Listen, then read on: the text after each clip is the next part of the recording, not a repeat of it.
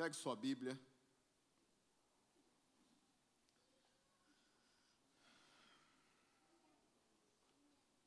Abra sua Bíblia no livro de Apocalipse.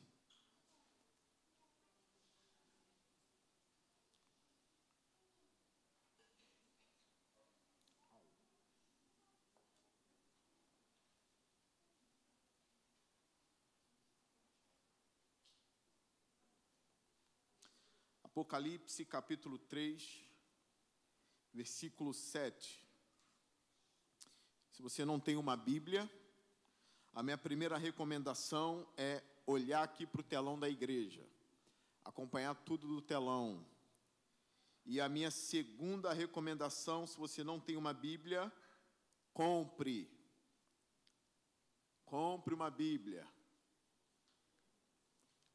Se você não tem dinheiro para comprar uma Bíblia, me procure após o culto, tá? Mas se você trabalha, você tem.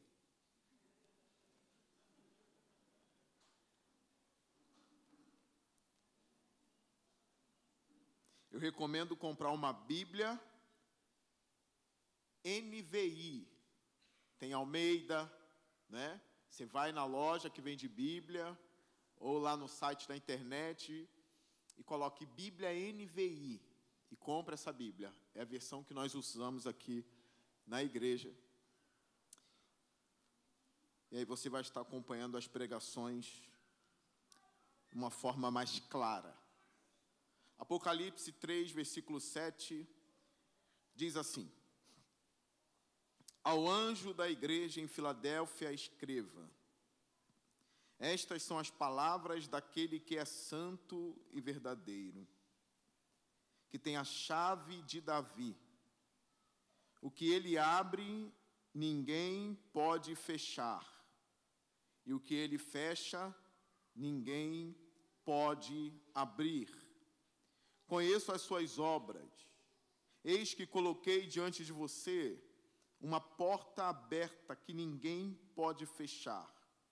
Sei que você tem pouca força, mas guardou a minha palavra e não negou o meu nome.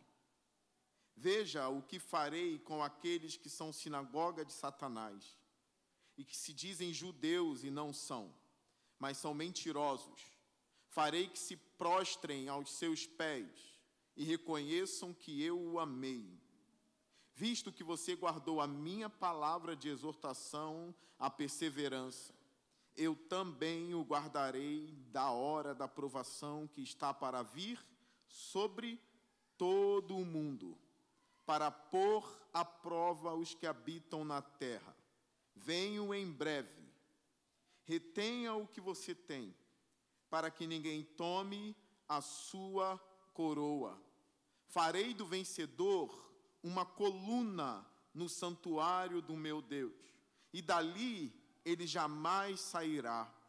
Escreverei nele o nome do meu Deus e o nome da cidade do meu Deus, a Nova Jerusalém, que desce dos céus da parte de Deus. E também escreverei nele o meu novo nome. Aquele que tem ouvidos, ouça o que o Espírito diz às igrejas. Curva sua cabeça.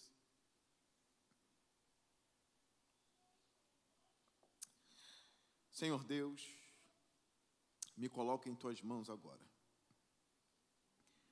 Que o seu Santo Espírito que fala às igrejas, fale à nossa igreja hoje. E que o Senhor nos dê ouvidos para ouvir a sua voz. Abra corações endurecidos nessa noite. Corações, ó Deus, que são fracos diante de Ti. O Senhor consegue quebrar coração de pedra. Então quebre-os essa noite. Que pessoas se rendam a Jesus hoje. Que o desviado volte hoje. E aquele que está firme, que se mantenha firme até o fim. Em Cristo Jesus, Pai. Amém. Meus irmãos, a pregação de hoje é sobre a carta de Jesus para a igreja de Filadélfia. Filadélfia é a mais nova de todas as 7 igrejas desse livro. A cidade de Filadélfia, muito provavelmente, foi fundada no ano 189 antes de Jesus nascer. Ela é mais nova. Nós vimos aqui que teve cidade fundada 1.200 anos antes de Jesus nascer. Essa cidade recebeu esse nome também, muito provavelmente, por causa dos irmãos Átalo II e Eumenes. A história diz que esses irmãos se amavam. Eles eram, de alguma forma, poderosos, se amavam, conquistaram essa cidade e um dos irmãos, considerando a lealdade que ele tinha ao seu irmão, colocou o nome da cidade de Filadélfia, que significa irmãos amantes, ou irmãos que amam. A palavra no grego filéu é amor. Adelfos ou adelfós é irmão. Quando a Bíblia fala dos irmãos de Jesus, usa essa palavra no grego, adelfos ou adelfós. Quando fala de amor, também usa a palavra filia, filéu. Mateus é especialista nessa área. E juntou a palavrinha filo de amor, filéu de amor, e adelfos de irmão, Filadélfia. 2 irmãos que se amam fundaram essa cidade. A cidade de Filadélfia também sofreu com idolatria. Provavelmente o deus que governava, entre aspas, Filadélfia, era Dionísio, o deus do vinho. As pessoas adoravam esse deus lá na cidade de Filadélfia. Uma outra coisa que é importante os irmãos considerar também. Essa cidade sofreu com terremotos. Assim como eu disse de Sardes, houve um grande terremoto naquele período, em que até mesmo o imperador disse que foi a maior catástrofe humana já vista. Claro, na perspectiva dele. Filadélfia sofreu com esses terremotos. E continuava a sofrer com os terremotos. Isso vai fazer sentido mais tarde, quando Jesus faz uma promessa a eles. E diz que eles serão coluna no santuário de Deus, algo firme. Algo que não se abala, uma coluna no santuário de Deus. Os irmãos aqui dessa igreja, por causa dessas catástrofes, perderam casas, viveram desamparados, sofreram muita coisa. Aquilo que eles têm de mais firme saiu da boca de Jesus. O evangelho é firme. A palavra de Deus é firme. Ela serve para dar estabilidade a pessoas que perderam a estabilidade, mesmo em meio a grandes cidades, ou a contextos que pareciam firmes, mas aconteceram coisas que desabaram tudo. A única firmeza que essas pessoas têm vem da boca do Senhor. Já parte do princípio que a palavra do Senhor, ela é eterna. Ela vai e não volta vazia. Quando Deus diz algo, esse algo está estabelecido e ponto. Por mais que você veio de um contexto instável, abalável, quando você se encontra com Jesus, você se encontra com uma rocha. E aí o fraco se identifica com a força de Jesus. O desamparado se identifica com o amparo que há na pessoa do nosso Deus. As mensagens de Jesus para essa igreja, nessa cidade que foi abalada por terremotos, é uma mensagem firme. É uma mensagem que dura para todo o sempre. Há uma igreja na Filadélfia. Há uma igreja ali viva.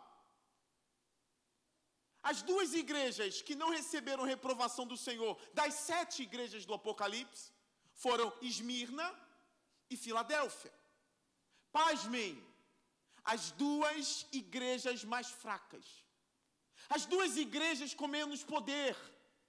Nós veremos no domingo que vem, Laodiceia era uma potência. Tinha ouro, tinha prata, tinha uma medicina, tinha tudo isso. Mas Deus diz para Laodiceia: você é pobre, cega e nu diante de mim.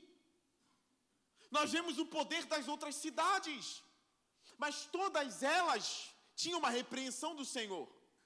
Perdão, outras igrejas. Agora, Esmirna, pobre Esmirna, era famosa diante de Deus. Era perseguida, mas não negou a fé. Deus elogiou muito Esmirna. Filadélfia é a mesma coisa. Para Deus não conta muito sucesso não, tá? Eu me identifiquei com a igreja de Filadélfia.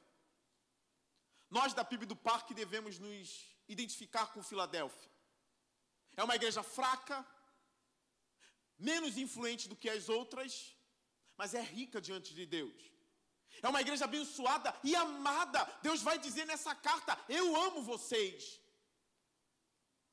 Eu sei que vocês sofreram muito, que vocês sofrem perseguição, desamparo, mas eu amo vocês. Diante de mim, Filadélfia, vocês estão ok. Deus não quer sucesso.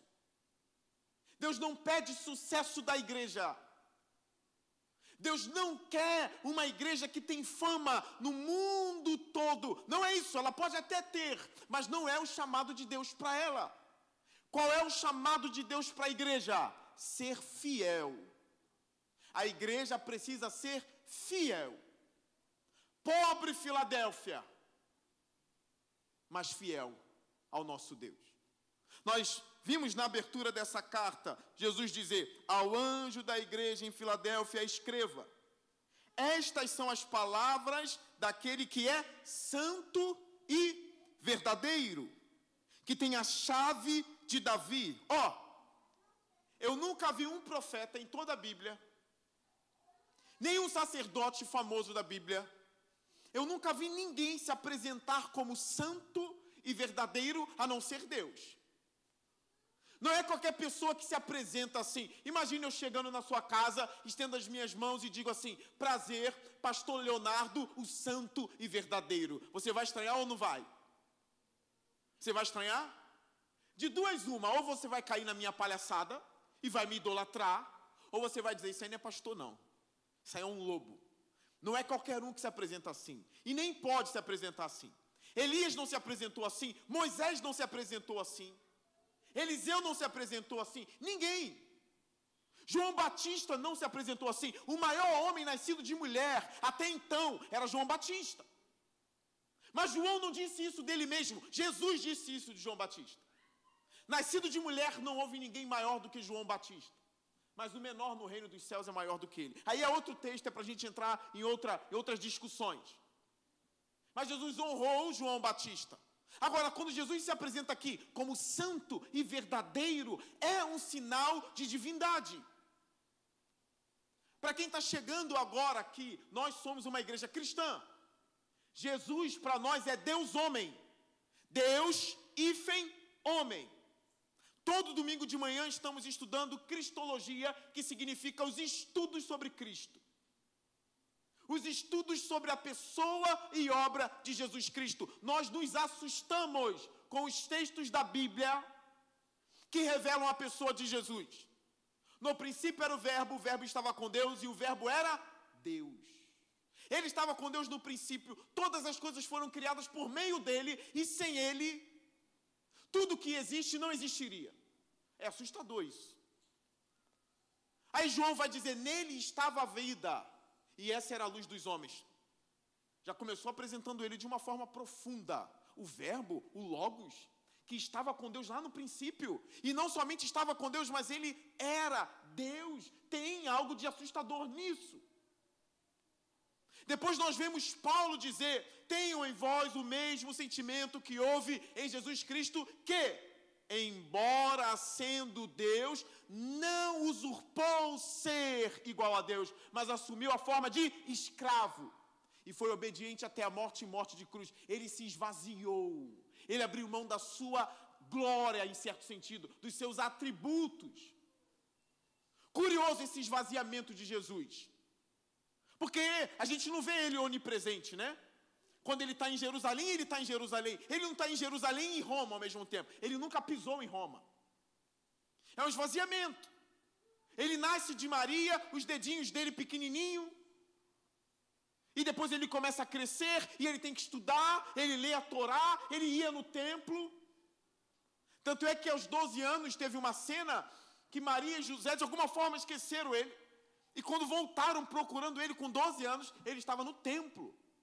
Fazia perguntas que ninguém respondia. Ele estava na casa de Deus. A resposta dele para os pais foi o seguinte: vocês não sabiam que eu estava, ou que eu estaria sempre na casa de meu pai? Era um lugar onde se aprendia sobre Deus. E se falava sobre Deus. No templo, Jesus leu a Torá. Jesus leu os salmos e ele meditou nos salmos, mas era aquela meditação mais profunda, mais pura, mais preciosa. Eu não sei com você, mas em mim, pensamentos maus podem me tomar, mesmo eu lendo o maior texto da Bíblia. Na hora da minha meditação, não foge de mim meditar em meus pecados. Agora imagine a meditação de Jesus, a forma como ele lia o texto sagrado. Humilhado, esvaziado da sua glória, dos seus atributos, mas era uma meditação pura, santa, verdadeira. Imagine ele falando das palavras. Imagine Jesus dizendo: abra aí no salmo tal, e você abre, aí ele começa a explanar o salmo. É óbvio que não se compararia com o que vocês veem aqui. Vou melhorar. É óbvio que o que vocês veem aqui não se compararia com Jesus abrindo o texto. O santo e o verdadeiro. Ele não é arrogante quando diz isso. Ele é simplesmente o que quando ele diz isso? Santo e verdadeiro. Ele precisa dizer quem ele é. Em alguns lugares das Escrituras, ele se dizia filho do Deus vivo. Olha que título é esse. A mesma natureza do Pai, co-igual a Deus. Nós vemos no livro de Apocalipse, no capítulo 5, ele recebendo adoração nos céus. Os 4 seres viventes, os 24 anciãos, todos os seres, todos os anjos, no céu, na terra, embaixo da terra, todos louvaram o Cordeiro e aquele que estava sentado no trono. E no final, os 4 seres viventes diziam amém. Jesus é o Deus da igreja. Ele é Deus sobre todos. Todo joelho deve se dobrar a Jesus Cristo. E ele se apresenta: eu sou o santo e o verdadeiro. Aquele que tem a chave de Davi. Ele é o nosso rei. Nosso Deus e nosso rei. Davi era rei de Israel. Jesus tem a chave de Davi. Ele demonstra: o poder do reino está em minhas mãos. Temos um rei que detém as chaves. Nesse texto, no singular, a chave. Você não é autônomo. Você tem um rei. Filadélfia não era autônoma, ela tinha um rei. Ela tinha um Deus que governa sobre a igreja. O mais curioso nesse texto é que eu já ouvi várias vezes a frase: a porta que Deus abre, ninguém fecha, e a porta que Deus fecha, ninguém abre. Quantas vezes eu ouvi essa frase? O problema é que eles tiraram essa frase de contexto. Usaram dessa frase para fazer campanhas. Usaram dessa frase para tirar dinheiro do povo. Usaram dessa frase para enganar os outros. É uma frase santa. O que significa isso aqui? Aquele que tem a chave de Davi. O que ele abre, ninguém fecha. E o que ele fecha, ninguém abre. Ou ninguém pode abrir. Conheço as suas obras, eis que coloquei diante de você uma porta aberta, que ninguém pode fechar. É um texto lindo e é um texto santo. Como eu disse, eu escuto essa frase, desde muito novo. E essa frase foi usada de forma deturpada, para tirar dinheiro, para enganar, para falar de falsas curas. O que o texto está querendo dizer? Irmãos, alguns teólogos olham isso aqui e acham simples. Ora, ele detém a chave de Davi, Davi é rei, ele é da linhagem real, Jesus é rei sobre todos, ele tem a chave. E quando ele diz para Filadélfia: abri a porta a vocês, logo esses teólogos chegam à conclusão: ele abriu as portas do reino eterno para os irmãos de Filadélfia. Não é a porta do emprego necessariamente. Não reduza esse texto a uma mera porta de um emprego. Eu falei porta, tá? Pode ter soado outra coisa. O pastor xingou no púlpito. A porta. Jesus abre portas de emprego? Abre portas de emprego. Mas não é porta de emprego aqui. Jesus abre porta para casamento? Abre porta para casamento. Mas não é a porta aqui. A porta aqui é a porta do reino dos céus. Que ele abriu para Filadélfia. Eu abri essa porta diante de vocês e ninguém pode fechar. Eu tenho a chave do reino. A chave de Davi. A porta está escancarada em Filadélfia. Eu queria viver numa cidade onde há uma igreja e que Jesus disse, tem uma porta escancarada aí. Eu queria viver nessa cidade. Saber que tem uma igreja que pode me conduzir pela autoridade de Jesus ao reino dos céus, ao reino dos reinos. Imagine que há um grande rei em nossos tempos. E é conhecido pelo seu grande palácio, por não ter fome, por não ter guerra, e que há lindos aposentos lá. Eu ia querer visitar. E ainda mais se eu conhecesse uma igreja que conhece o rei daquele lugar. Qual é a igreja que conhece? É a PIB do Parque, ela é amiga do rei, e o rei abre as portas do seu reino para ela. Onde é essa igreja? Eu quero conhecer. Não tem como fazer a ponte não entre mim e esse rei? Parece simples entender o texto assim. O que eu abro, ninguém fecha. O que eu fecho, ninguém abre. Às vezes você vai num culto e a tua alma está sedenta. Aí você ouve o camarada dizer, abre tua mão, tu abre. O cordeiro colocou uma chave em tuas mãos. Veja um envelope no teu bolso. Veja é chave daqui, é chave dali, é porta daqui, é porta dali. Eu quero a porta do reino dos céus. Eu não vim brincar no culto.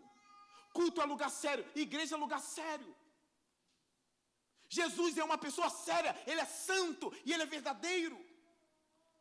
O crente não tem que vir para a igreja para ficar brincando de chave. Isso para os irmãos de Filadélfia é algo muito sério. Não tinha brincadeirinha de chave daqui e chave dali. Só um parênteses aqui, eu já disse isso algum tempo atrás para a igreja. Uma vez um irmão estava me contando que foi numa igreja. E ele disse assim, rapaz, teve uma revelação inusitada naquele culto. Revelação inusitada? O que eu vejo? Um varão levantou e disse assim, eu vejo no lado direito da igreja uma prateleira de biscoito. Não estou entendendo, mas tem uma prateleira de biscoito no lado direito da igreja. Aí outro varão lá atrás disse assim, para confirmar, a marca do biscoito é Piraquê. Isso não vem dos céus. Para de brincar com isso. Os irmãos vão comer biscoito espiritual na igreja, da marca Piraquê. Se pelo menos tivesse escrito Jesus de Nazaré, estava escrito Piraquê no biscoito. Bem-aventurados seremos nós se as portas do reino dos céus estiver escancarada em nossa cidade, em nossa igreja. E ainda mais quando ele diz, a porta que eu abro ninguém fecha. E aí eu vou ficar, há algum demônio que pode fechar essa porta? Há um inferno que pode fechar essa porta? Ninguém pode fechar a porta que eu abri. Vale mais ou não do que uma porta de emprego? Vale. Essa é a porta das portas. Um outro ponto aqui. Ele se apresenta como santo e verdadeiro, por quê? Porque existem judeus mentirosos nessa cidade. Acompanhe-me na leitura. Versículo 8, parte C. Sei que você tem pouca força, mas guardou a minha palavra e não negou o meu nome. Veja o que farei com aqueles que são sinagoga de Satanás. E que se dizem judeus e não são, mas são mentirosos. Eles estão lidando com judeus, de novo, a mesma cena. Havia uma sinagoga naquela cidade de falsos judeus. De judeus mentirosos que negavam a Jesus e perseguiam a igreja de Filadélfia. Jesus chama eles de sinagoga do diabo. Mas ele se apresenta como verdadeiro para mostrar, esses judeus não são verdadeiros. Eu sou verdadeiro. Jesus abomina a falsidade. Seja falsidade teológica, seja falsidade moral. Jesus abomina gente falsa. Jesus abomina a religião falsa. A gente precisa denunciar o que é falso. Ainda que venha de um judeu, ainda que venha de um cristão, é falso, é falso. Ele abomina o engano, ele abomina a mentira. Olha o que o texto de Paulo, na carta dele aos Efésios, no capítulo 4, no versículo 20 em diante diz: todavia não foi isso que vocês aprenderam de Cristo. De fato, vocês ouviram falar dele, e nele foram ensinados de acordo com a verdade que está em Jesus.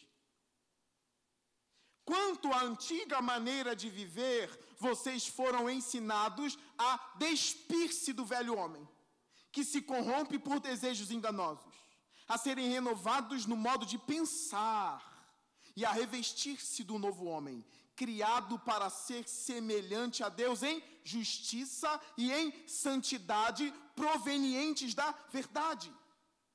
É possível isso aqui? É óbvio que é possível. O crente tem que tirar a roupa do velho homem. Tirar a roupa da mentira, a roupa do engano, a roupa da falsidade e se vestir com roupas do novo homem, que tem o caráter de Deus. Jesus mente? Não, então eu não minto. Há engano em Jesus? Não, então não haverá engano em mim. Há pureza em Jesus? Há, então tem que haver pureza em mim. Paulo fala mais algumas coisas importantes nessa carta, no versículo 25. Portanto, cada um de vocês deve abandonar a mentira e falar a verdade a seu próximo, pois todos somos membros de um mesmo corpo. Quando vocês ficarem irados, não pequem. Apaziguem a sua ira antes que o sol se ponha e não deem lugar ao diabo. O que furtava, não furte mais, antes trabalhe, fazendo algo de útil com as mãos, para que tenham que repartir com quem estiver em necessidade. Nenhuma palavra torpe saia da sua boca. Olha como isso aqui é forte. Santo e verdadeiro. Um contraste contra os falsos judeus. Nenhuma palavra torpe saia da boca de vocês, mas apenas as palavras que são úteis. Para quê? Para edificar os outros. Isso é obra de Jesus em nosso meio. A repreensão de Jesus não é a igreja de Filadélfia. Ele está chamando de mentiroso aqueles que são de fora. Sinagoga do diabo. Eu já expliquei para vocês aqui que sinagoga era uma coisa boa.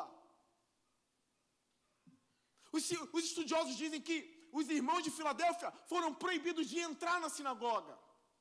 Mesmo se foram judeus, não eram mais para entrar. Foram proibidos, havia perseguição. Logo, essa sinagoga é uma sinagoga de Satanás. Satanás é governante dessa sinagoga.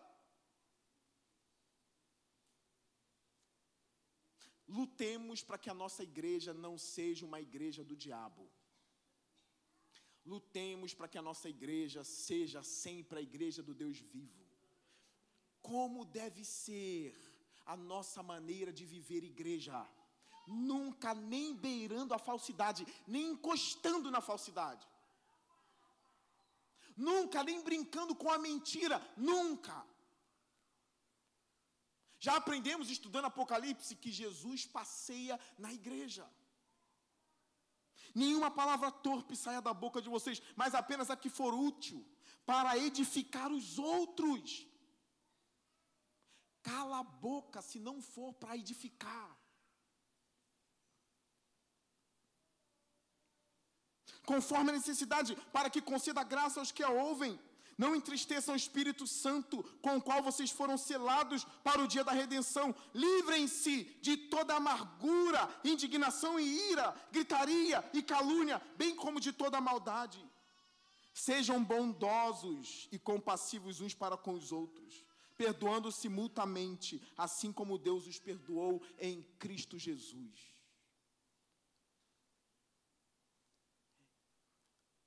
Uma excelente exortação para os crentes. A falsidade pertence ao diabo. Um crente falso, mentiroso, está mais para a sinagoga do diabo do que para a igreja de Filadélfia. Não há entre os irmãos de Filadélfia alguém que compactue com isso, senão ele exortaria. Não há uma exortação aos irmãos eles não se misturaram com esse mundo. Eles de fato são separados. De fato, eles têm tudo a ver com esse que se apresenta como santo e verdadeiro. Logo, você deve ser assim, eu devo ser assim. Imagina, uma igreja que faz tudo certo, mas está sofrendo perseguição. Por quê? Porque o mundo odeia a igreja. Eu já ensinei para vocês isso, olha. Quando a gente estiver padecendo debaixo do jugo do diabo, não é porque o caminho de Jesus, na sua natureza, é um caminho de maldição, não é isso. A perseguição vem a nós justamente porque nós somos da verdade e o mundo da mentira. O que o inimigo das nossas almas quer contra nós? O que esse sistema mundano quer contra nós? Ou quer a nosso favor? Nada, é tudo contra a gente. Os irmãos da igreja de Esmirna sofriam perseguição, eram presos. Os irmãos da igreja de Filadélfia, perseguição, terremoto, pobreza, desamparo. Por que eu me identifico com essa igreja e você também tem que se identificar com ela? Pela frase de Jesus na parte C do versículo 8, sei que você tem pouca força, olha isso. Eu sei, Filadélfia, que você é fraca. Você não tem influência como as outras igrejas. Você não tem um poder aquisitivo alto. Eu sei que você está padecendo por causa dessa sinagoga do diabo nessa cidade. Eu sei que muitos irmãos aí perderam muitas coisas. Você é fraca, Filadélfia. Você é pobre, Filadélfia. Você é pequena, você não tem a mesma expressão que Laodiceia. Você não é tão expressiva como a igreja de Éfeso. Você é diferente, você é fraca. Fraqueza aqui não é no sentido pejorativo. Fraqueza é uma constatação, é uma igreja que não tem poder na sociedade. É uma igreja que não brilha com coisas mundanas. É uma igreja que não brilha com glamour, como uma top model. Não tem isso em Filadélfia.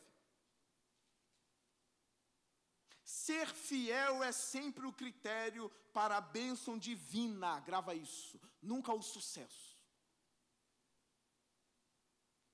Pastorear Filadélfia não deveria ser fácil. Grant Osborne fala disso.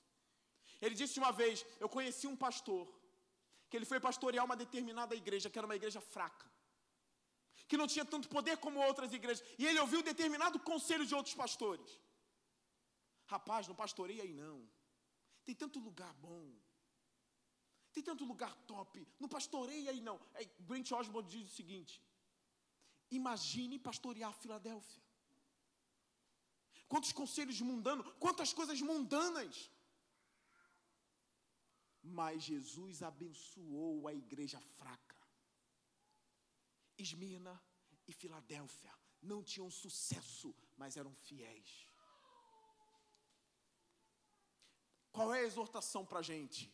Irmãos, primeiro, saber quem somos. Nós não estamos no Leblon, vocês sabem disso, né? E nem tem que ter inveja da igreja do Leblon. Tem uma igreja de Jesus lá, eu não sei ainda qual é, mas tem. Mas analisando o livro de Apocalipse, as igrejas pobres, fracas, que são fiéis, foram as igrejas que não receberam uma repreensão de Jesus. Uma igreja cheia de ouro, cheia de prata, pode ser uma bênção? Pode ser uma bênção, mas também pode virar uma maldição. Quem quer continuar em Filadélfia? Quem quer fazer parte de uma igreja que Jesus disse que é fraca?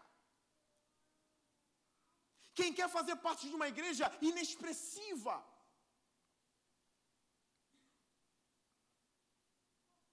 E aqui vai uma palavra individual. Eu sei que o contexto aqui é um contexto plural, é um contexto que abarca toda uma igreja, mas aqui vai uma palavra individual. Você talvez está ouvindo a mensagem e está dizendo assim, pastor, a igreja está ficando forte. Mas eu e minha casa somos fracos nesse sentido. Nós não temos expressões, não moramos na melhor casa, não moramos no melhor bairro. Se Jesus viesse em minha casa e olhasse o piso, o teto, o bairro, diria assim, ô lugarzinho, hein? Você é fraca, mas é fiel. É um chamado à fidelidade. Guarda isso no seu coração. Jesus não pediu sucesso. Jesus pediu fidelidade.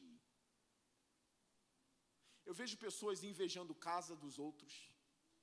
Eu vejo pessoas invejando carro. Eu nunca vejo ninguém invejando a fidelidade do outro. O que para mim seria a melhor das invejas.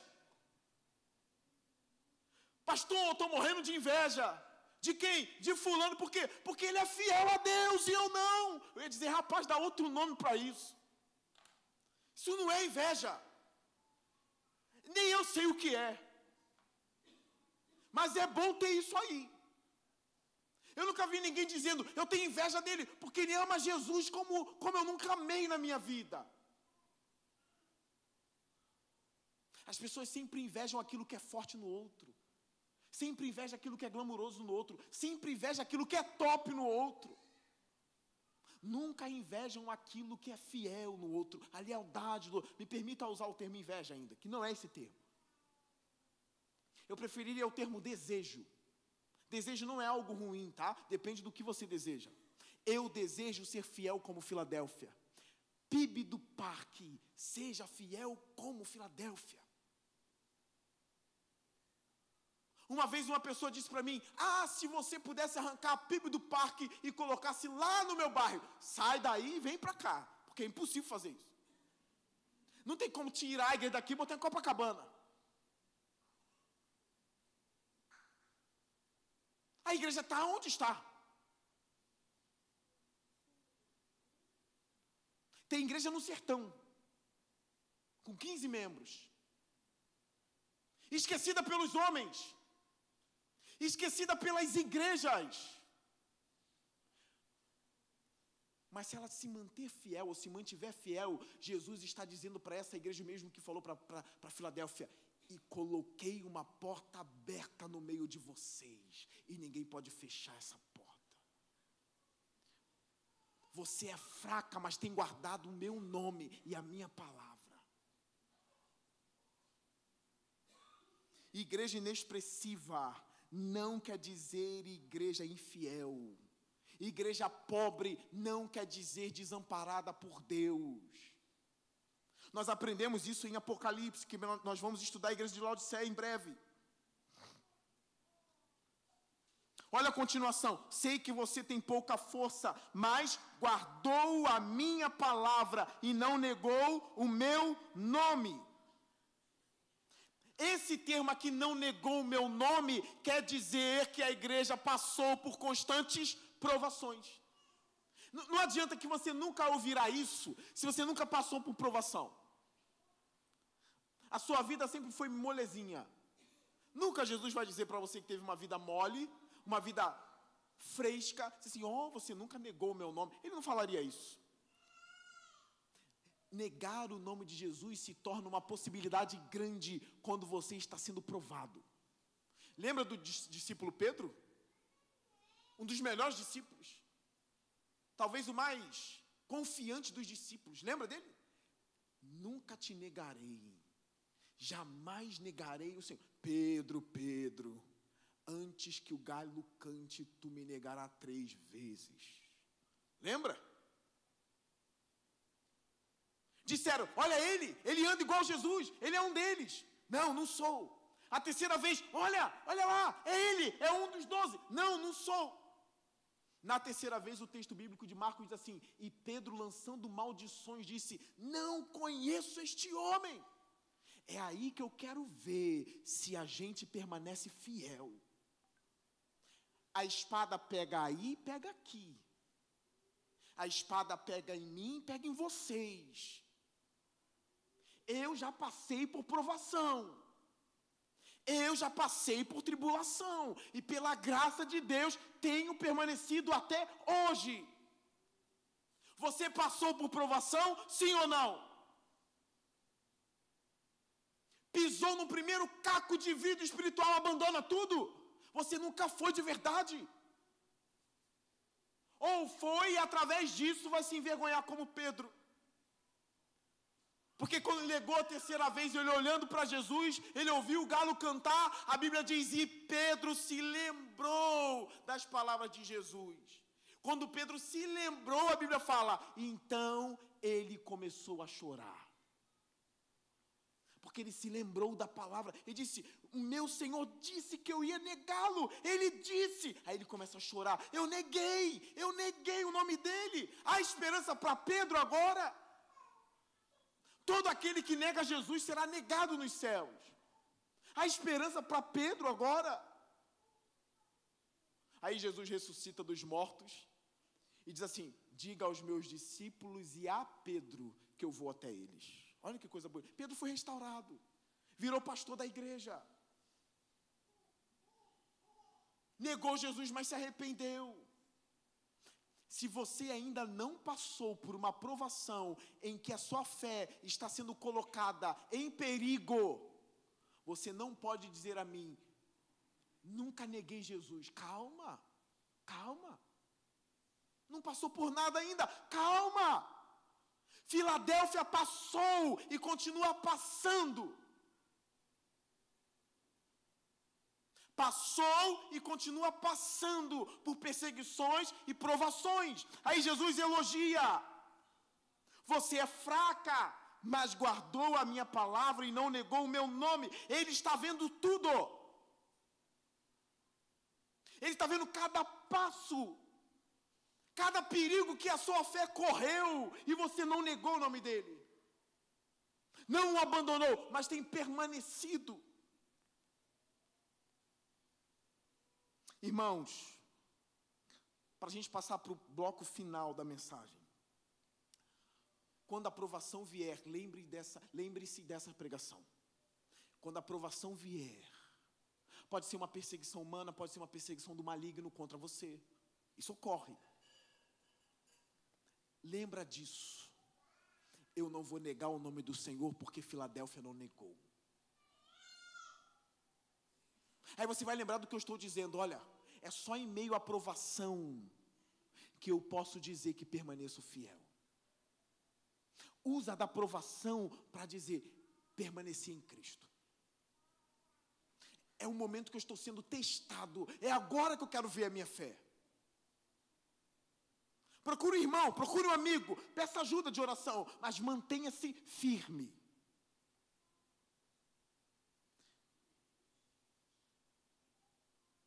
Ele vai dizer também, no versículo 9, na parte B, depois que ele diz sinagoga de Satanás, ele continua, e que se dizem judeus e não são, mas são mentirosos, farei que se prostrem aos seus pés e reconheçam que eu o amei. Olha o que ele está dizendo. Esse texto aqui é difícil. Provavelmente esses judeus um dia verão que eles eram do diabo e a igreja era de Jesus, sim. E vão reconhecer isso. Não é uma prostração de adoração. Óbvio que não é. Versículo 10. Visto que você guardou a minha palavra de exortação à perseverança, eu também o guardarei da provação que está para vir sobre todo o mundo, para pôr à prova os que habitam na terra. Irmãos, isso não me parece algo local. Porque o texto diz que é uma provação que vai vir em todo o mundo, não é só em Filadélfia. Os teólogos analisaram isso, os bons teólogos, e constataram que esse dia não chegou ainda. O dia da provação de todo o mundo. E aqui entra uma briga. Para aqueles que gostam de teologia, para aqueles que gostam de luz teológica, luz, o termo é esse, luz teológica. Eu quero a luz teológica. O que significa guardar da aprovação daquele dia?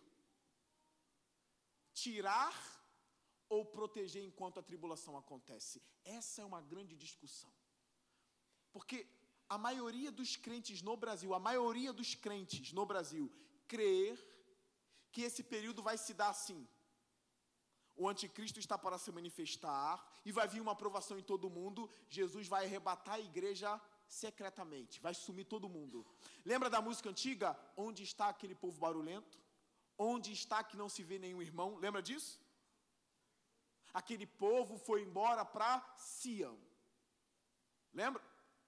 Foi feita por alguém que cria nisso, que a igreja vai ser arrebatada antes da tribulação. Porque, baseada nesse texto aqui, porque você guardou a palavra de exortação, eu também o guardarei da hora da provação, que está para vir sobre todo mundo. Então, eles interpretam o seguinte: quando a provação estiver chegando, Jesus vai arrebatar a igreja, vai guardar ela da provação. E aí eu faço uma provocação. E se guardar aqui não significa tirar, mas proteger? Muda tudo. Porque ele vai proteger a igreja em meio à tribulação, em meio à grande tribulação. Pensa, houve um grande dilúvio. Ele tirou Noé ou guardou Noé em meio ao dilúvio? Ele guardou Noé em meio no meio da maior tribulação antiga, que foi o dilúvio.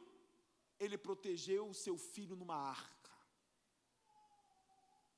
Eu não creio em arrebatamento secreto. Eu não creio. Eu não creio que Jesus vai arrebatar a igreja e depois vai vir a provação. Eu não creio. Eu creio que a igreja vai passar a grande tribulação todinha.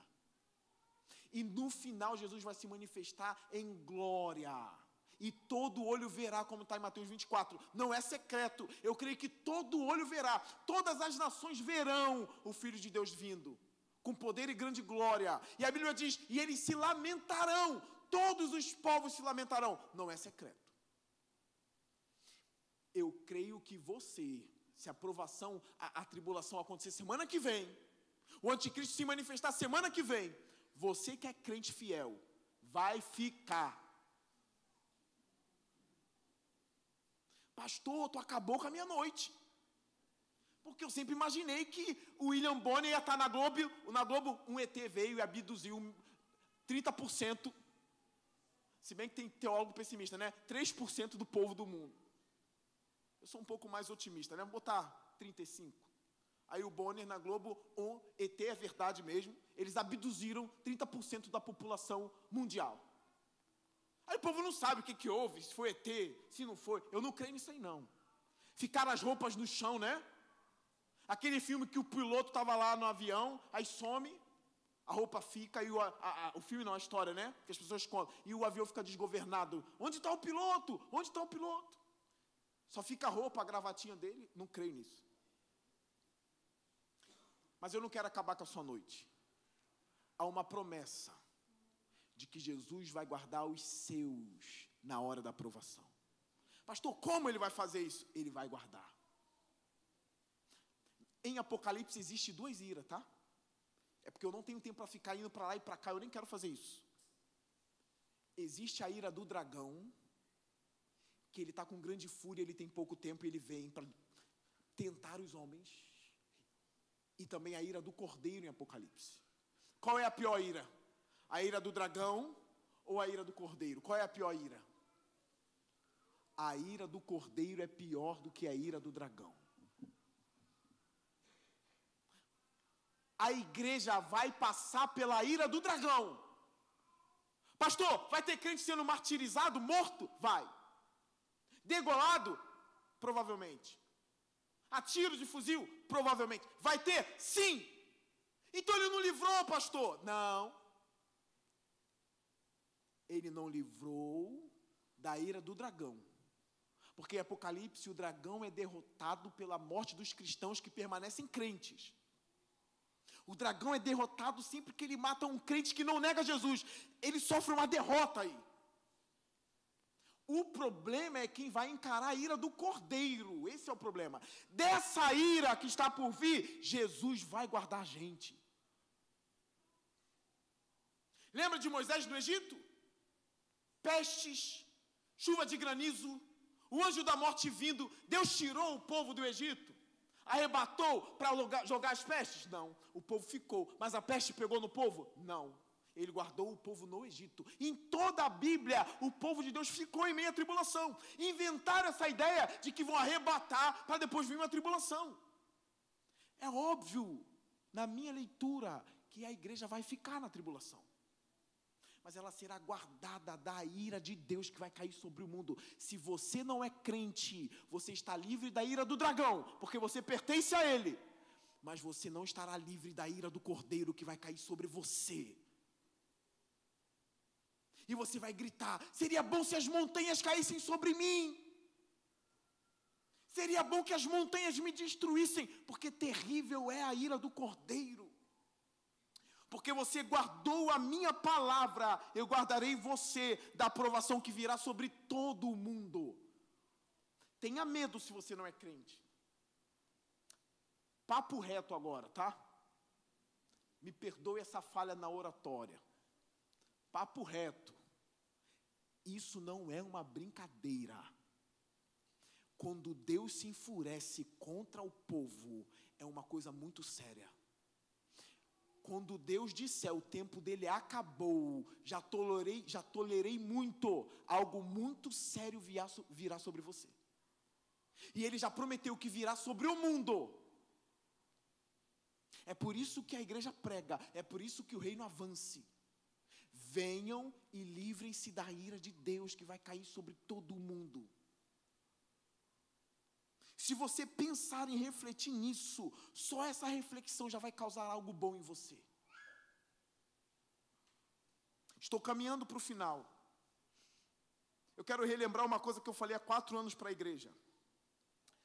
Imagine se você hoje fosse condenado à prisão perpétua nos Estados Unidos porque embriagado você ofendeu negros na rua de racismo e deu facada em negro na rua de racismo. Aconteceu algo muito parecido nos Estados Unidos. E quando o juiz dava a sentença, a prisão perpétua, o mundo da pessoa caía na hora no meio do tribunal. A pessoa chorava: eu estava bêbada. Prisão perpétua. Eu vi o desespero no cinema. Tinha uma menina que ela era loura, loirinha, uma menina meiguinha. 30 anos de cadeia. Ela entrou em desespero. Um outro rapaz, prisão perpétua, porque cometeu um homicídio. Prisão perpétua. O outro, pena de morte. Irmãos, as sentenças são muito poderosas. Elas existem. Agora imagine você diante de Deus. Olha agora. Eu falei isso para minha esposa em casa uma vez. Vou revelar aqui uma coisa que não tem problema não. Ela ia falar uma coisa com o patrão dela. E eu disse assim: minha filha, vai com calma, vai em paz, fala mesmo. Vai lá, vai com calma. Para que temer? Não tem problema. Fala, pode falar. Eu estou dizendo, pode falar. Vai lá e fala. Ela ia sair do emprego, vai lá. É gratidão, mas sai. Normal, não precisa ter medo. Eu falei: tem que ter medo no dia do juízo. Ela riu para mim, falou: é mesmo, né? Eu falei: a gente já entendeu isso aí. O problema é estar diante de Deus e você ser ímpio. Esse é o problema. Eu não tenho medo de homem, não. Se tiver que falar, eu falo. Se tiver que falar, ó. Agora imagine você diante de Jesus, Jesus olhar para você e falar assim: você não deu trela para a minha palavra. Aquele que tem olhos de fogo olhando para você agora. Ele olhando para você. Você não deu trela para a minha palavra, maldito. Fogo eterno para você. Imagina, porque nos Estados Unidos a morte pode te livrar da pena de morte, né? Você morreu, acabou a pena. A prisão perpétua pode vir uma guerra, estourar e o presidente da outra nação te tirar de lá, ou até mesmo te matar também, não sei. Mas pode haver conversões na prisão perpétua, né? E você falar: essa vida eu já perdi, mas ganhei a Cristo, me espere na vida eterna. Me arrependi dos meus... Agora, quando Cristo te condenar, o que você vai fazer? Quando Cristo disser para você já era, o que você vai fazer? A igreja de Filadélfia é bem-aventurada porque está guardando a palavra do Senhor. É isso que importa no final das contas. Guarde a palavra do Senhor no fundo do seu coração. Caminhando para o final. Versículo 11. Venho em breve. Retenha o que você tem, para que ninguém tome a sua coroa. A briga é, quem vai tomar a coroa?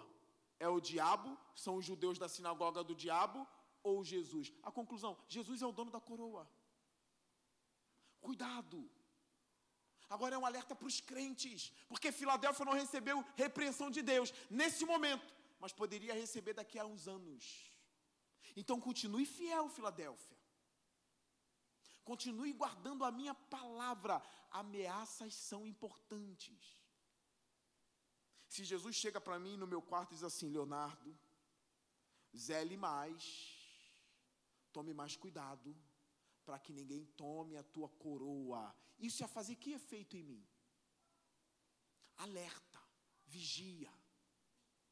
As repreensões do Senhor e as ameaças do Senhor também são o meio pelo qual Ele te guarda. Vigia.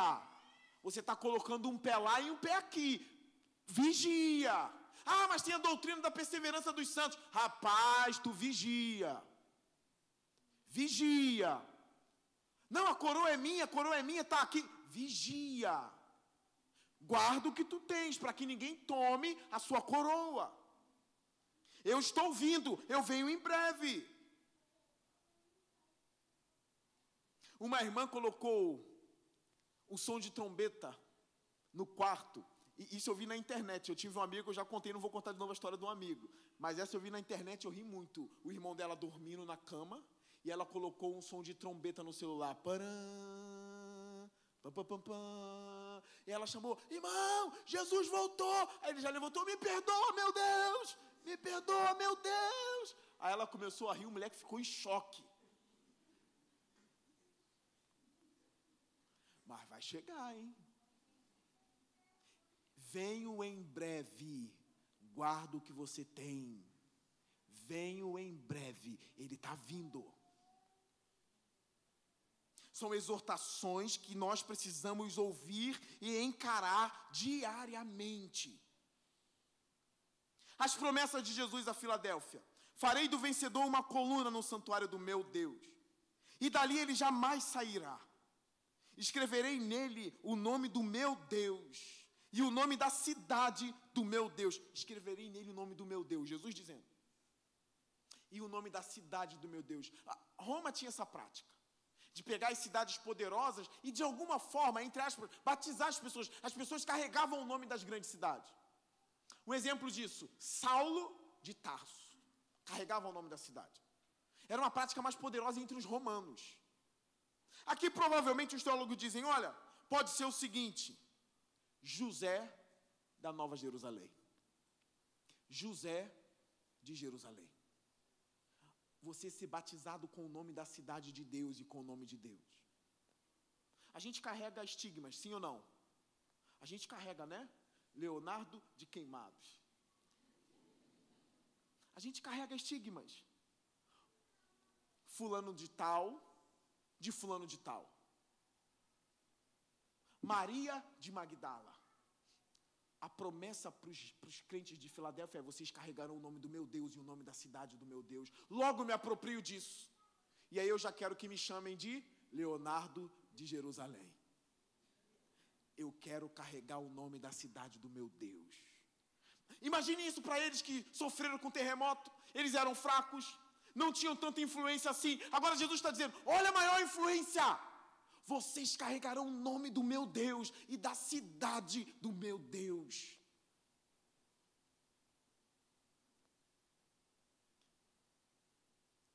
Vai ser a maior glória para a igreja.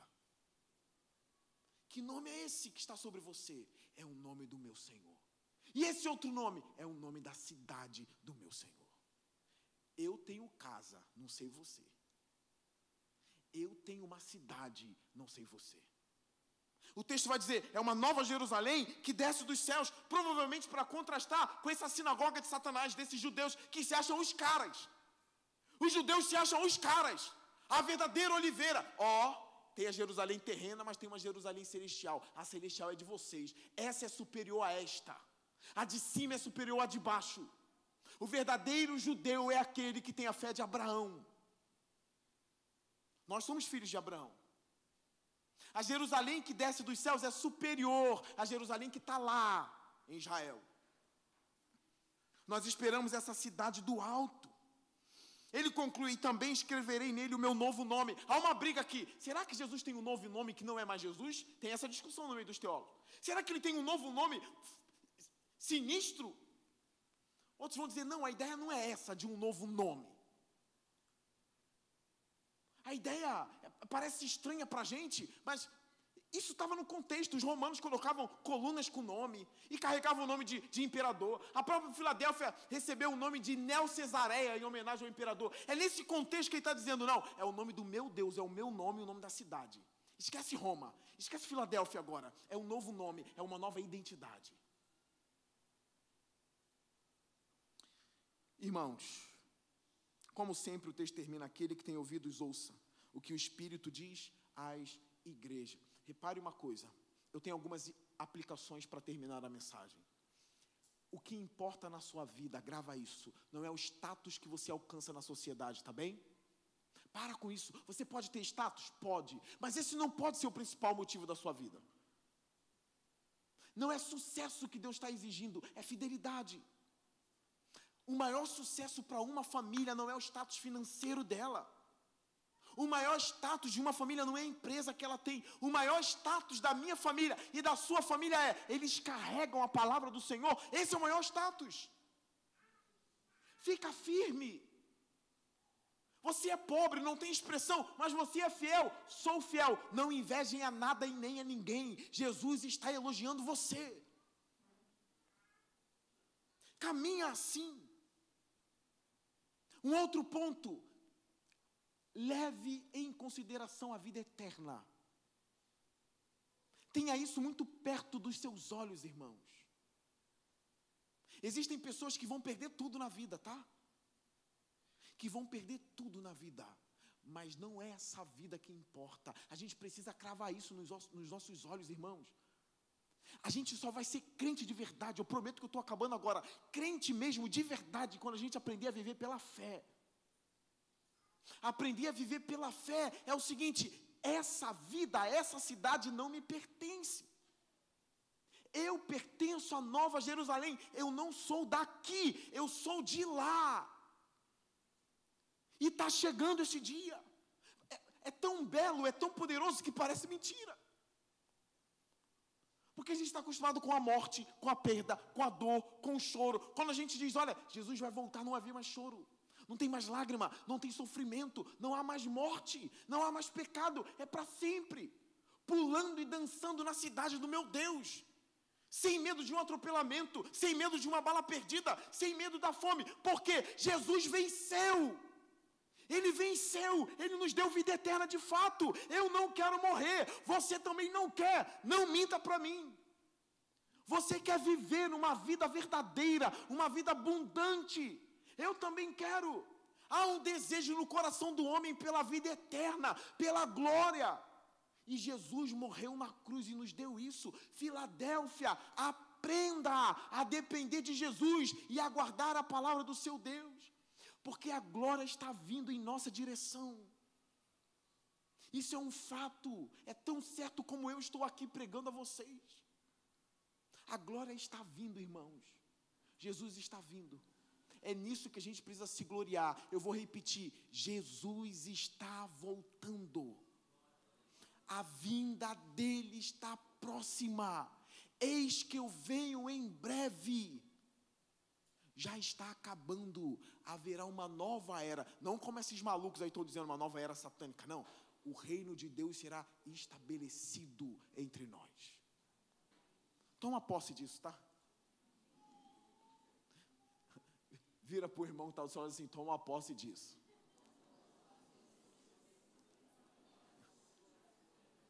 Fiquemos de pé. Acabei de perder minha coroa.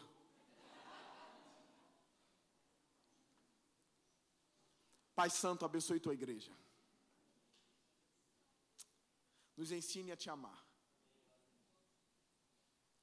Nos ensine a amar tua palavra. E nos ensine a esperar a nova Jerusalém que desce dos céus. Esse chão que eu piso, Senhor, não me pertence. Tudo será renovado. Tudo vai se fazer novo, Senhor. Nós esperamos em Ti. Nós temos a esperança da glória, Senhor. Aumenta a nossa fé, Senhor. Nós veremos o Senhor descendo dos céus com os seus anjos. Todo o mundo verá esse grande evento que nós, os crentes, esperamos. Nossas lágrimas serão enxugadas naquele momento. Aquele crente que não sorri, vai sorrir naquele dia. O crente em perseguição e em sofrimento se alegrará naquele dia, Senhor. Aumenta a fé da Tua igreja. Em nome de Jesus.